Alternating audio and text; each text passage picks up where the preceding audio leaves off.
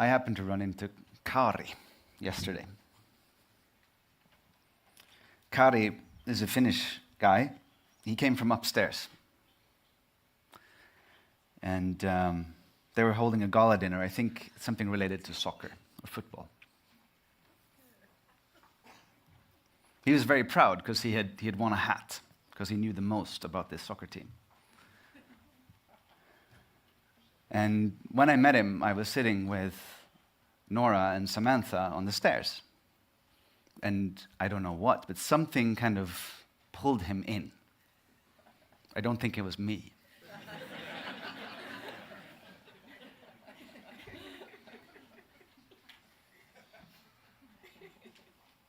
After Samantha shared that she was from California, Kari shared that he had been for 30 years in the States, in Florida. That his kids were still there, and he had come home 12 something years ago to take care for his dying parents. And he asked what we were doing, and so I said something like, we're on a conference.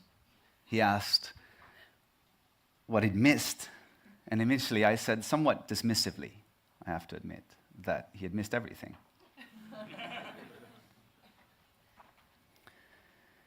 Then Kauri went to the bathroom and he came back and he performed a magic trick. And then he asked us again what we were doing, and this time we actually answered him. And he took it in, and then he said something that surprised me. He said, I can see that you're really healthy. I can see that you have a lot of vitality. And I think it's because you love what you are doing. And when he left, Nora turned to me and she said, that's what this is about. If we can't talk to them, if we can't talk to him, then what are we doing this work for? Just wanted to share that story, and I'm not going to frame more, but I want to invite Samantha Sweetwater and Camilla Cardoso for our final keynote dialogue. Please. Thank you.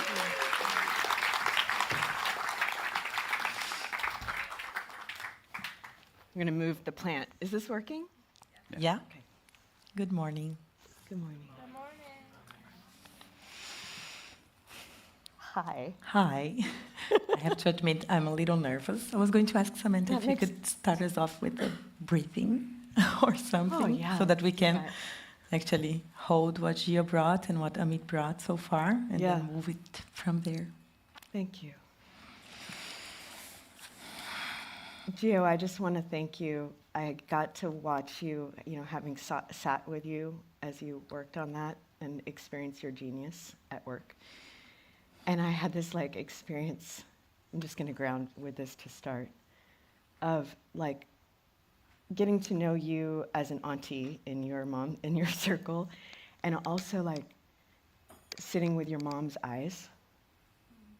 I love your mom ferociously, and then I was loving you ferociously and crying these tears. That's a very unique texture, entirely unique. So thank you for your words and your work. And thank you, all of you, for your words and your work. Let's just take a deep breath. And if it's true, make a sound.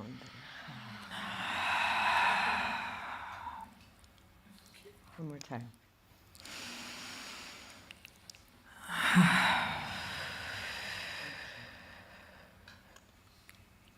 What is life, Camilla? You're welcome. Yeah, as we start this third day, is it too loud? It's too loud. Thank you.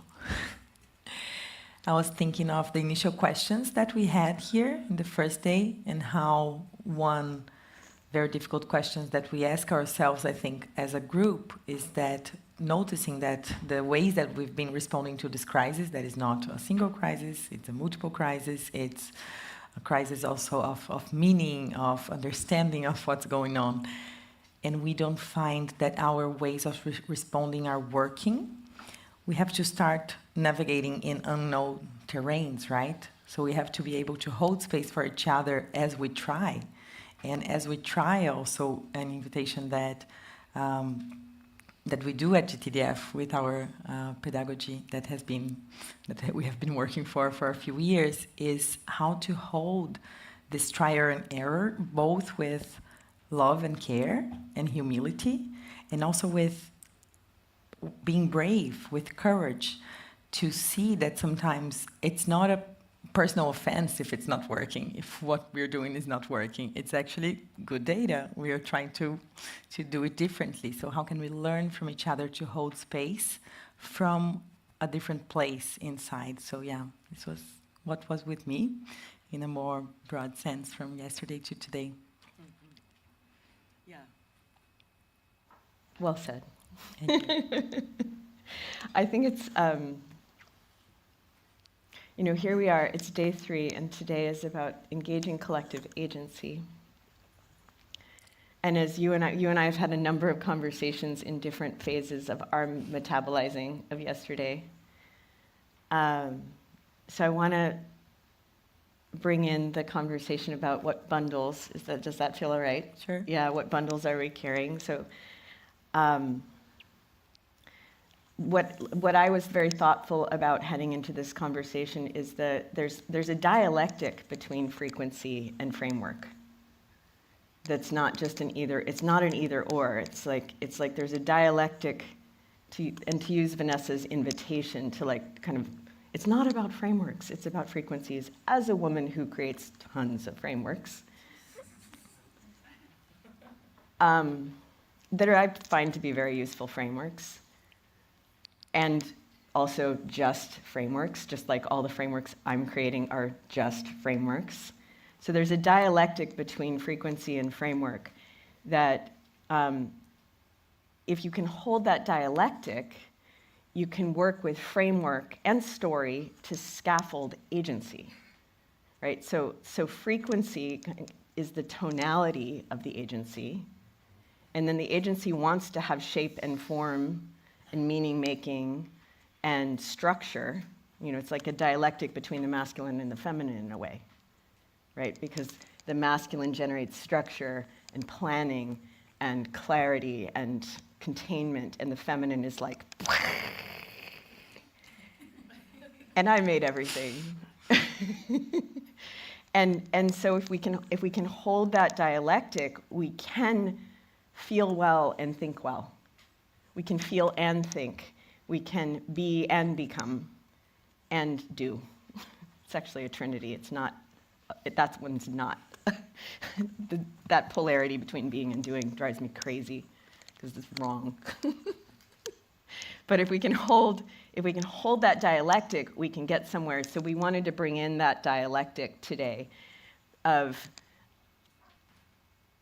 attuning to frequency, dropping framework, composting framework, interrogating framework, interrogating worldview, which is a both conscious and unconscious framework in some ways, right? But is also a frequency, is also a feeling state, an affective ocean, right? But interrogating that, and then also kind of scaffolding our way rather than like edificing our way, in that distinction between a building that is immovable versus we're going to make scaffolds and allow ourselves to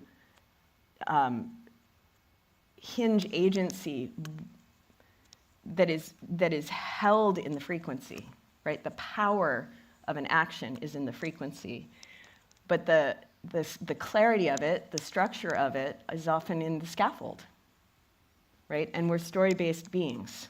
So when we work to compost story, then you can be left in gray goo. You can be left in the chrysalis, in between the dissolution of the caterpillar's body and the scaffolding of the imaginal discs and the war in the immune system between those two bodies, right? Which is what goes on inside the chrysalis, right? So in a way, yesterday we were right in there.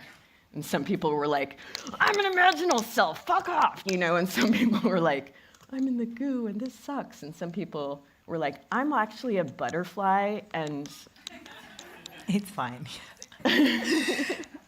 Yeah. so you get the picture, right? So we wanted to bring in also some stories and some scaffolds that have been spoken to. We wanted to bring in a bit of so GTDF stands for Gesturing Towards Decolonial Futures, in case you didn't know, which took me a while to figure out. Y'all are acronym-heavy people. I know, but it doesn't matter. That doesn't matter. Well, I find it really helpful. I think it does, actually. We're trying to create new words for the same acronym. Yeah, I think it does because they can be obscurational. So that's True. what that means. Also, So- as it started like 10 years ago with this name. It's still touching. It's going to go away. True. Thank you. So we wanted to bring that in. Yeah, I think I'll take it from when you're saying that there were people having different reactions, as always, but also an invitation to look at ourselves as this bus full of people, for those of you who know the metaphor, but for those of you who do not know the metaphor is also fine, because just understanding that we all have these voices, and these voices that we see outside, they're also inside of us. So we saw this in like a 6-hour total process. We were like, this voice, this voice, this voice. Now I think this, now I feel this, now I sense this. And the importance of understanding our internal complexity and our internal ability of navigating between different stages of destruction, creation, and different perceptions is that mainly, I mean, it helps us understand ourselves, of course, but also it can help us understand and hold the multiplicity of the crises that is out there.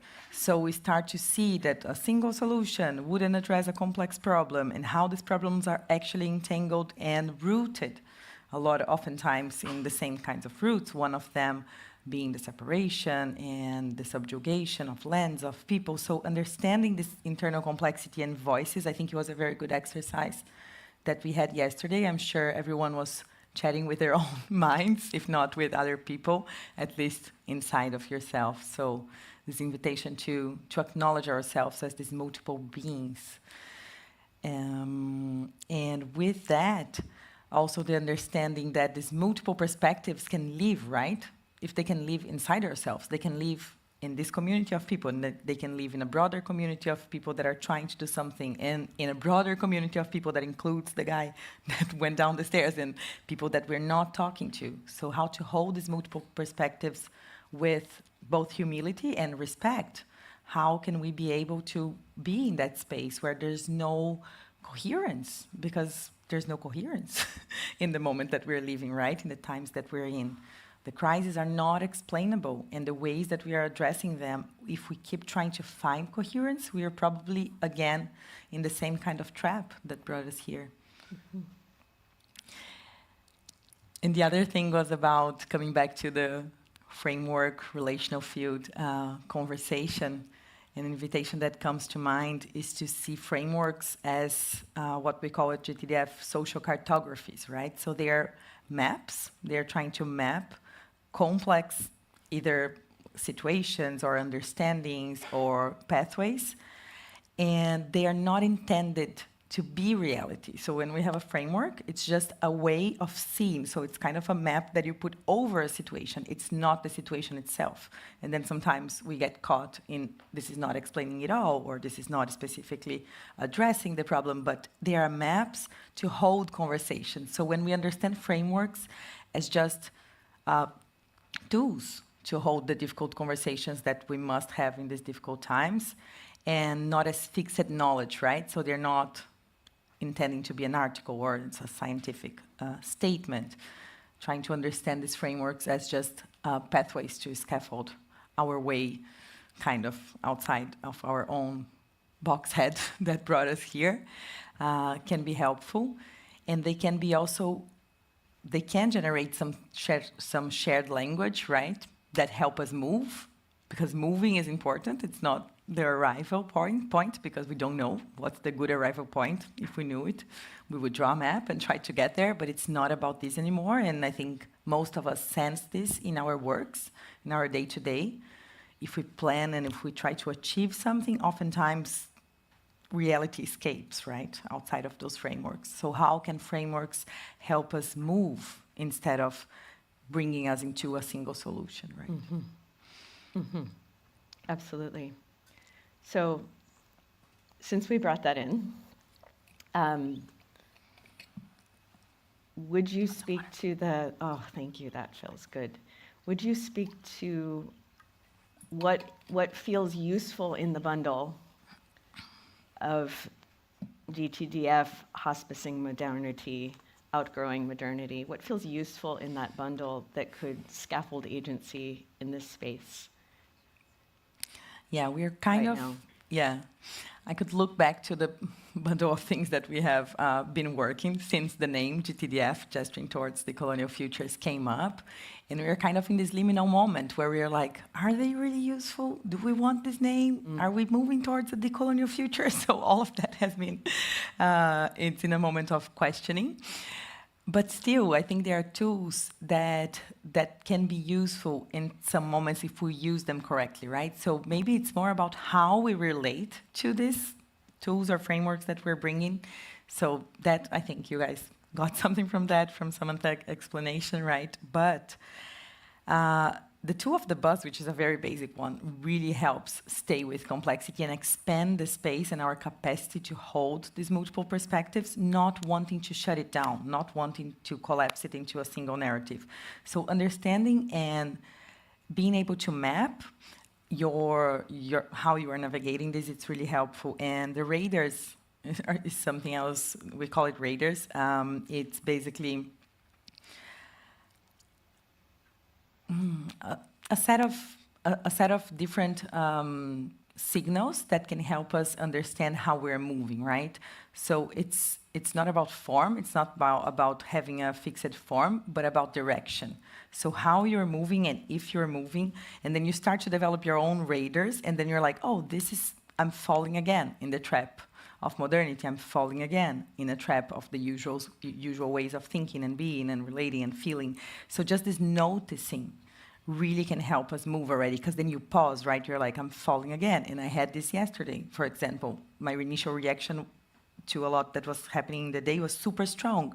And then I was like, okay, I'm going to walk away. And I'm like, no, I'm not walking away. And then you stay. And then you have this moment like, no, this is like an alarm rings in my mind. And I'm like, I'm having the usual reaction. And then you get back to it. So this work is also really long and endless, right? So the stamina to continue to do this work is very key. And how to get that stamina is very challenging, and also very personal and cultural. So it comes from different relationships, usually with the land and with different cultures. So whatever it is that feeds you to have that strength to continue doing the work.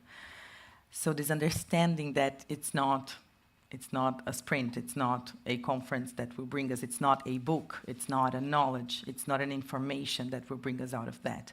Because we're trying to unwire ourselves here, or the invitation that we do in our way of seeing at GTDF, at least, in our bundle of work, is to try to unwire ourselves from the habits of modernity. Because we see modernity as this root thing that informs the ways that we've been living and relating to each other and to the earth and to the larger metabolism and to different cultures, and the way that we are being very violent to each other, to the earth, and to everything, and destroying everything, and coming to a point where the collapses are very real, right? We are past the limits of the planet already with our ways of being. So we kind of come back to that root of modernity as being the separation of land, not only colonialism, like geographical colonialism, but our separation and subjugation of land.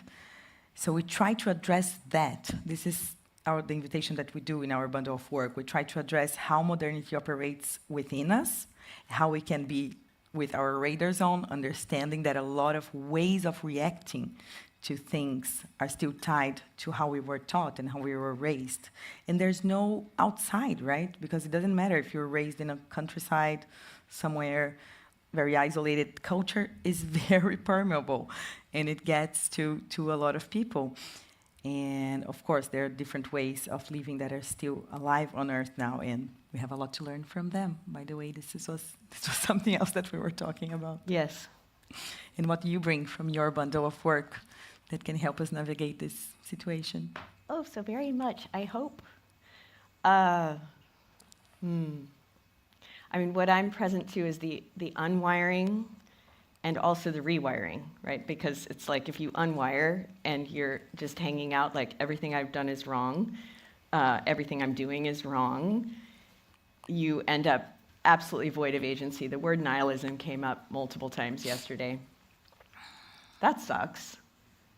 I mean, nihilism is sort of the ultimate existential degradation of the blessing of having a human life, right? So that's the way I look at it, and the way I've processed it as a child of America and of separability.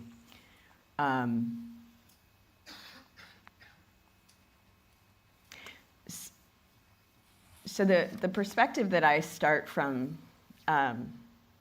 in this dialectic of composting or unwiring is that there are stories that aren't arbitrary. There are stories that are amplifications of what already is.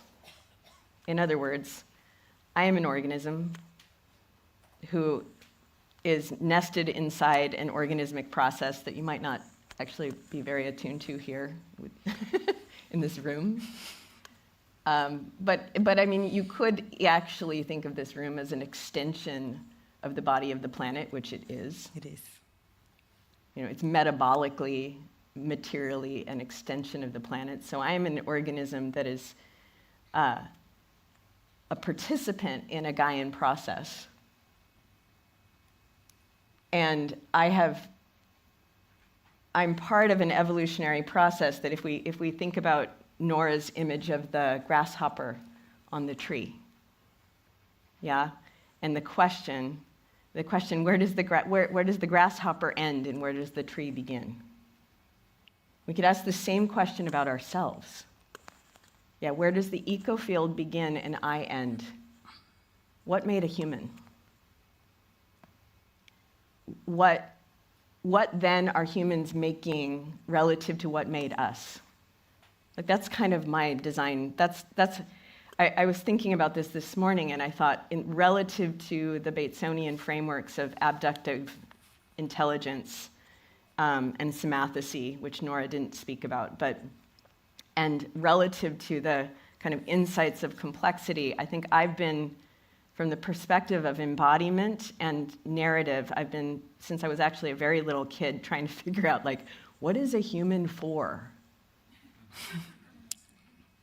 With the insight that there is nothing on this planet that didn't evolve in a co-creative for, right? Like, the grasshopper is just as much for the moss as the moss is for the grasshopper, because they co-evolved in an infinite tapestry of co-regulatory, metabolic, aesthetic relationships. Like, biology says, oh, it's all just about energy.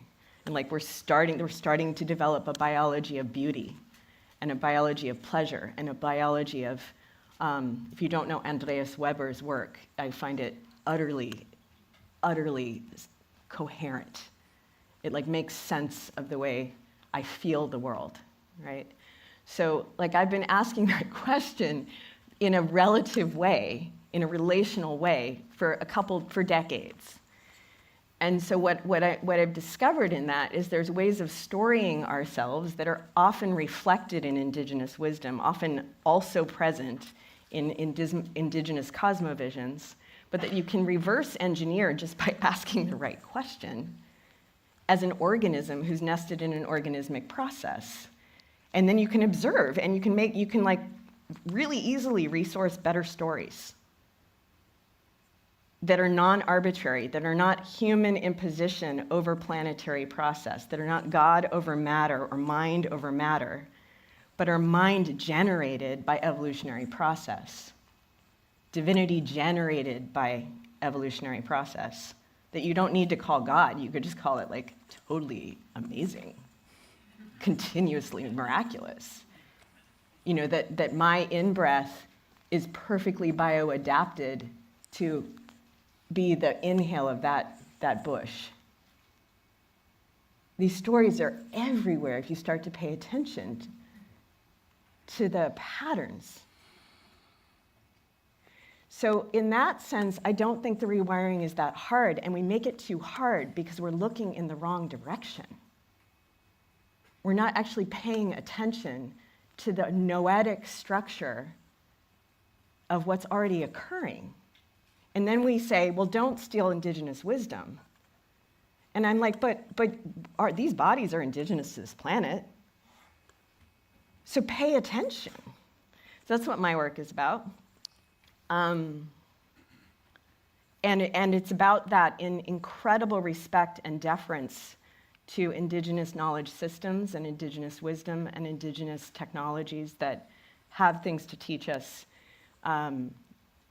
that we've forgotten because we were busy dominating the Earth Project and thinking that made us important. And now AI has sandwiched us in an inquiry about what is intelligence. You can say it's intelligent, you can say it's not, but one way or the other, it can do pretty smart things that we can't do. We can do things with thinking faster and more elegantly, and structure making faster and more elegantly than we can. So it has to, there's a contemplation on what it means to be an organismic creature that is where we can make sense of this moment, in my estimation. So, and that's constructive. It's implicitly constructive. So that's what I wanted to offer in the bundle today. Where does that leave us? Yeah, I was thinking about how to hold those stories, to co-create those stories, to be able to navigate those stories, right, from a place of responsibility and accountability as well. I really honor the invitation to be like, it's kind of easy as well, just go to this different kind of way of seeing, and these possibilities are there, right? And we can feel it in our bodies if we are connected also to what Gio and I were calling this stamina that can keep us doing the work, right? So you have to be connected to some kind of thing, tethered to something else as well. But how do we open ourselves to be there in that space? Because oftentimes in modernity is an expert in mimicking things, right? So we're like, oh, I got it, so I'll do it. And then you go there and you try to create a story, and then you're like, I'm doing the work. So what are the ways that we can be very attentive with our own selves to see to keep checking in with yourself, and this is a very personal work, so I think there's a lot of the collective, but there's a lot of it that is personal, right? It's how you are in your small day-to-day actions, relationships, being, and how to check in with yourself if you are actually doing it from a different place. So how to understand if you're still doing from your box-headed mind, my box-headed mind, very present here as well, but how to check if it's coming from somewhere else. And then there's all the somatic practices that we were doing here as well throughout these days that can help us be in our bodies again, to try and feel like, where did my reaction come from? Right? Where does this willing to create a new story is coming from? So I think it's a constant and very complementary work. I completely agree. Yeah. And I mean, I feel that the work in the room, if we sort of hold a quartet of who's been invited, and we hold the GTDF toolbox and the kind of emergent true human, I don't know what it's called, toolbox, and warm data and Nora's work as a toolbox, and Dave Snowden's work on complexity as a toolbox, there's extraordinary possibility in those four. And I'm a student of Nora's, and I'm a student of Vanessa's, and in the invitation to be here, I've become a student to Dave's work, which fleshed out a domain of my sensing of an ecology of strategy. And that's a Daniel Schmachtenberger word. that I find to be very, very helpful. That there's domains of the work that is ours to do. There's work that I've been able to do in the context of the GTDF work, particularly of the work that's bridging into outgrowing modernity. That has confronted aspects of me and brought up passengers on the bus, which is another word for subcells for those of you who are IFS people. It's another frame for that, where you're like, whoa, but what's nice about the bus is that it acknowledges that modernity, like the constructs of our current world have also defined those selves, which is really helpful.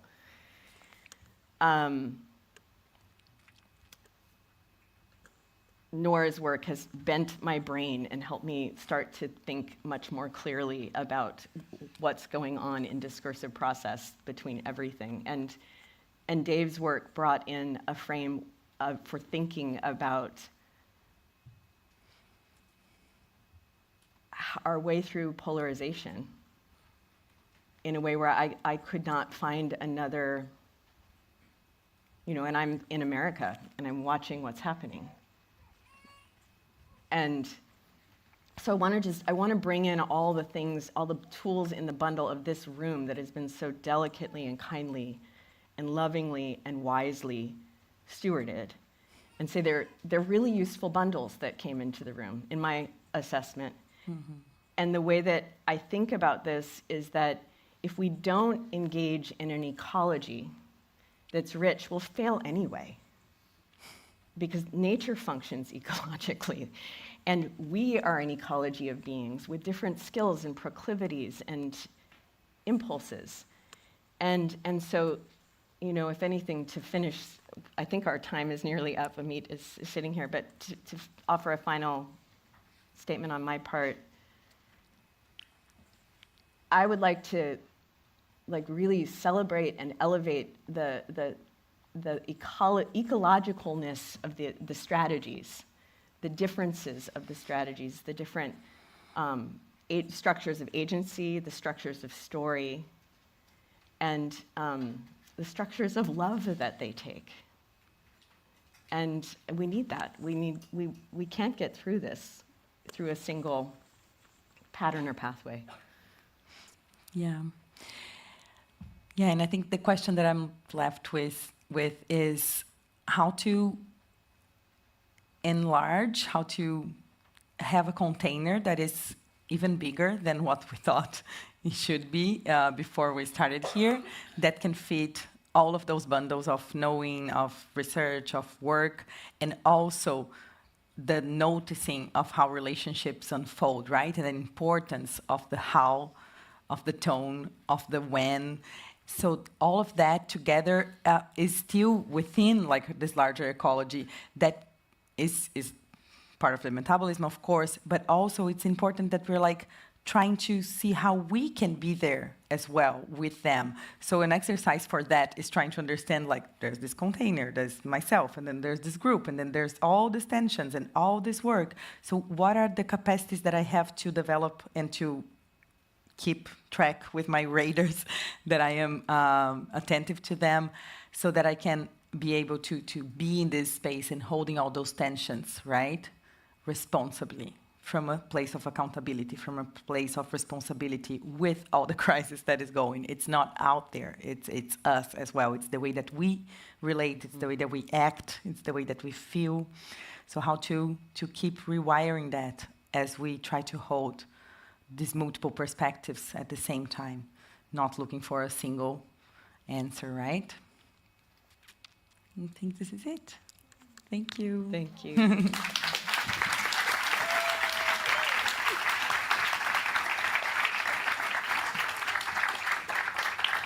Thank you, Amit.